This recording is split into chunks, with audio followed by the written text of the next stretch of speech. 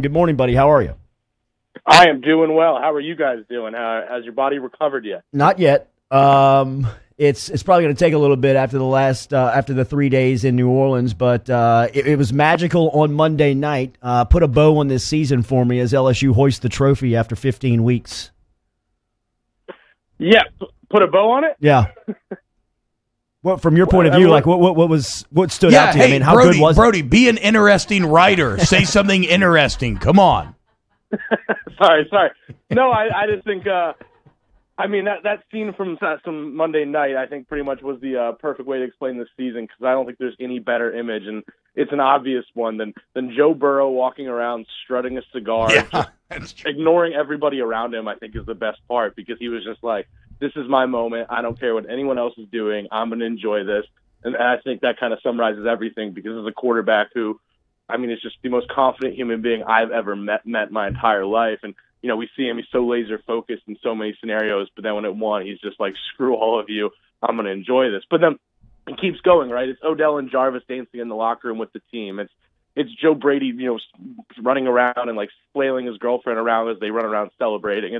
I just think it's all these things, because this is a season that has been so much about just kind of exercising demons, and this isn't your normal championship season like in Alabama or a Clemson where, expectation's not the right word, but there's a bit of understanding this was possible. I think this LSU team, there's something slightly different there, just because this isn't normal. This was a team that just flat out nobody expected that at the beginning of the year, and now they've just proven so many people wrong. So let's get into some of the I know you. So Brody kind of naturally is instinctively against like hyperbole. He's against overusing superlatives. It's very hard for him to cover this LSU team because he doesn't want to sound like a homer, but they've been so dominant that you almost have to. Where do you land on some of these conversations about this maybe being the greatest season of all time from a team perspective, and maybe the greatest individual season from the Joe Burrow perspective? Absolutely.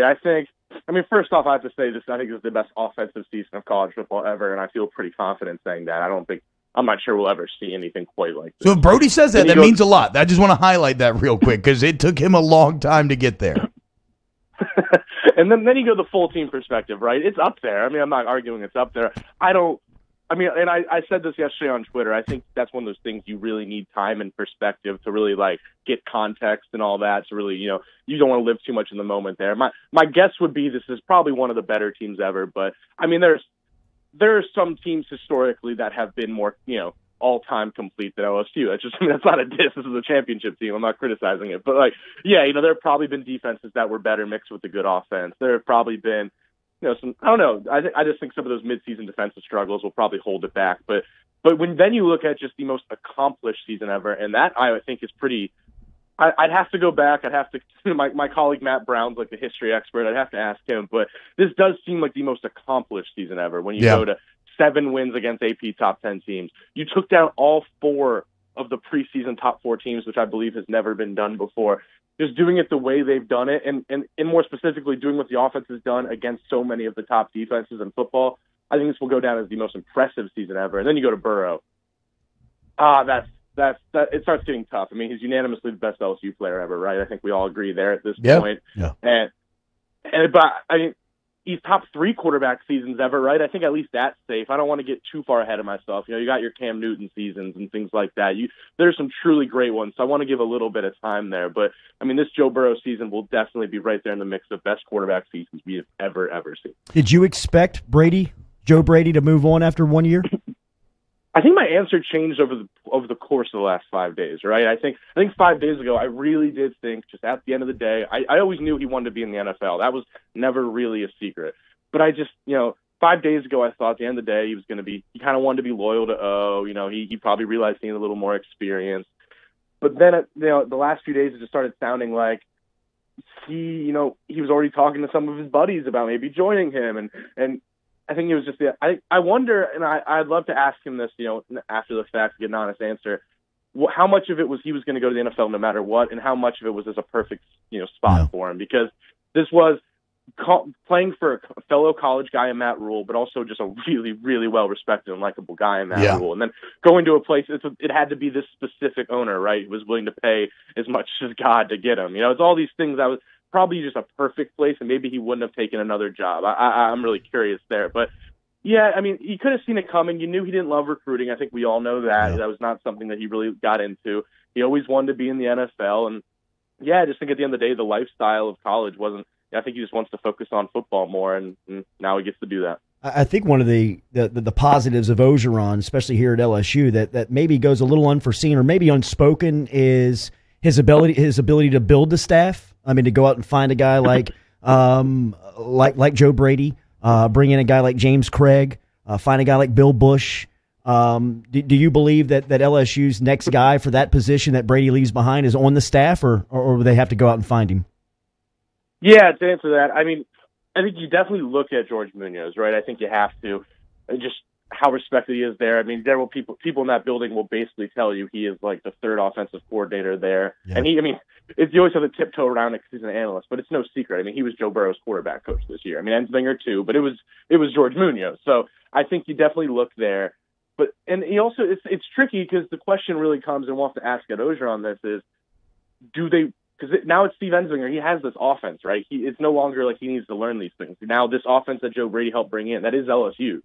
So he can keep that going and you have continuity, but do you want another schematic mind in there to kind of keep modernizing things, keep pushing things forward? Do you want that, or do you flat out trust Steve Ensminger to be your OC and feel comfortable going with, maybe not a position coach, but more of a pass game coordinator like Joe Brady was? Do you go an OC route, or do you go an assistant? I'm curious what they do there.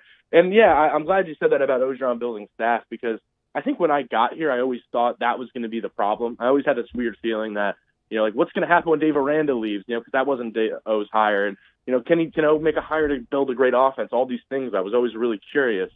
And these last year and a half have really proved me completely wrong there, because he found Joe Brady out of absolutely nowhere. And then, like you said, James Craig, that hire didn't look that great at first. Now that's panned out, and help like Dave Aranda helping, but also Ed Orgeron giving him the power to go get Bill Bush, for example. Yeah, my confidence in Ed Orgeron's ability to kind of scour the country and find the best people is definitely higher than I think it was 2 years ago. And then you add in you're the national champion with plenty of skill coming back. I have a confident feeling there's going to be a lot of interest in this job. Brody, how LSU really separated themselves down the stretch, right? How things just started to reach absurd levels where they're consistently outperforming the S&P predictions by multiple scores is because of the defense, right? I mean, 1 of 11 Clemson was on third down in that game on Monday. From your view, what changed defensively down the stretch here to where it kind of looked more like the team you maybe expected to see early on? I think I go back to an answer Caleb Von Chason gave us about 2 weeks ago, and I think I kind of was like, oh, come on, when he said it, but the more times passed, I think I agree with him. And he just starts with he's like, it's just because people got healthy. And he explained it, and it probably went further, and it makes a lot of sense that he was saying, your Grant Delpit types or even your Caleb Von types and several other guys were injured midseason, and we all know that. And I think what happened there was it isn't as simple as, okay, you're a little weak because of this. I think what happened was you started seeing this guy's hurt, so now this guy's trying to play out of position a little bit to make up for that guy being hurt, but you don't really have the depth to take this guy out. So all of a sudden you're having guys playing out of position, which Dave Aranda will tell you is 100% what happened in the Ole Miss game. Guys were playing out of position and trying to do too much. And I think just all these guys were just out of position, overcompensating, and that led to sloppiness and that's what Jacoby Stevens has said all year is guys were trying to do too much. So yeah. I think once Grant Delpit and all these guys really got healthy, 1, it freed them up schematically, so don't underestimate that part of it. But 2, I just think this defense became more consistent. You saw guys trying to make less big plays and just do their job, and that's when everything changed. I mean, Grant Delpit had a fantastic game, in my opinion, Monday night. Brody, real quick here, just 30 seconds on this one. Hawaii job opens up. Dave Aranda, what do you think? Yeah, I mean, as we saw Ross Dellinger's report, yesterday, I think it is pretty clear just based on just how much he's put himself out there a little bit this off season that he is at least interested in jobs. That is a place he was defensive coordinator at. He is a West Coast guy. I think you have to really look at that, and that would put LSU in a tough spot if you're replacing both Brady and Aranda. But I certainly think it's possible. All right, I'm crunched on time. I'm going to give you names. You say NFL or LSU, whether they come back. First off, top 3, I think they're all gone. Caleb Vaughn, Justin Jefferson, Clyde Edwards-Helaire, underclassmen. NFL, right? NFL. Jacoby Stevens. I think I'm leaning toward NFL. Lloyd Cushenberry. I think you got to go NFL. I had one more. Damn it. It was an offensive lineman. Patrick Queen? Yeah, no, Patrick Queen. That's who it is. I think he's one that I think he really could go NFL, but he's my one person I have a gut feeling he'll stay college. He could make a big jump, too, I think, potentially, if he stayed with that game. Well, right now, I think he got a third-round grade. He comes back and plays he plays next year like he played the last month of this season. He could be a first-round pick. I mean, that's $10 million. Yeah. Bucks. That's $10 million. Yeah. Brody, great stuff. No, go ahead. Yep, absolutely. No, you're good. All right, thanks, guys. Later, man. That was a clunky interview from start to finish on my part. That was all my fault. I apologize about that. I started it weird. I ended it weird. We'll come back and close out the show.